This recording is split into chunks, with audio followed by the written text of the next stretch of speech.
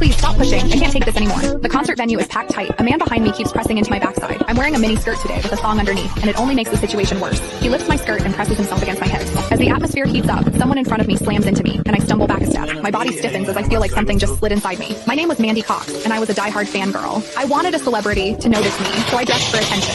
I wore heavy makeup and made sure nothing about me went unnoticed. My low-cut top revealed a wide stretch of skin, and my chest bounced with every step. I paired it with a mini skirt that barely covered my thighs and sexy white stockings which hugged my legs. But when I arrived, reality hit. The concert venue was packed so tightly I couldn't move, and the crowd swallowed me whole. The celebrity was never going to notice me. I craned my neck and shouted, "Darling, take me." I never imagined that line would draw the wrong kind of attention. Instead of the celebrity, it caught a filthy creep. After I shouted it, I became aware of a man behind me, repeatedly bumping into me. At first, I brushed it off. In a crowd that dense, accidental contact was easy to explain, but the feeling wouldn't go away. Something hard kept pressing against my butt from behind. I assumed I'd accidentally backed into his hand where it rested behind me, so I turned and offered a polite apology. "Sorry, I didn't mean to bump into you." He paused, then flashed a leering smile and said, "It's okay, I don't mind." When I turned back toward the stage, I felt him press against me again, more deliberate than before. I kept my attention on the celebrity on stage and shut him out. The man became increasingly brazen, pulling up my skirt and pressing close against my backside. I had only a thong on underneath, which left my butt exposed. I felt his touch directly against my skin and assumed it was his finger. Only then did I realize something was wrong. The pressure was warm and solid in a way a finger could never be. My mind lurched as the truth hit me. In the 20 years of my life, this was the first time a man had ever molested me. Fear surged through me, sharp and overwhelming, and my body reacted with an instinct to flee, but there was no way to move. The concert floor was packed wall to wall, leaving me stuck where I stood.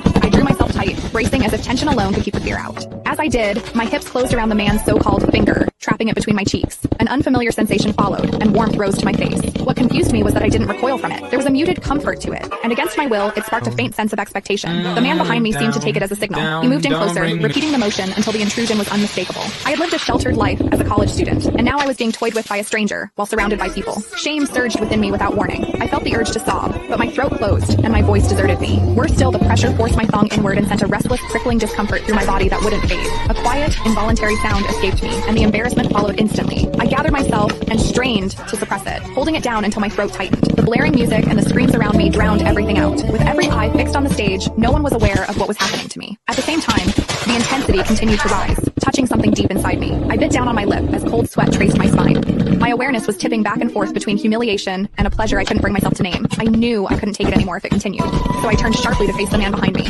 "Please stop pushing. I can't take this anymore." When I finished speaking, the man leaned toward me and whispered in my ear, "Is it exciting, the way I'm pushing against you?" The shame was overwhelming, and I was on the verge of crying. I'm a virgin. I've never done that kind of thing. Please, let me go. He didn't stop. Instead, his gaze burned deeper as he seized my waist, the pressure growing stronger. "You're really a virgin? Then let me show you what it feels like to be a..." Click the link in my bio to get the full story for free.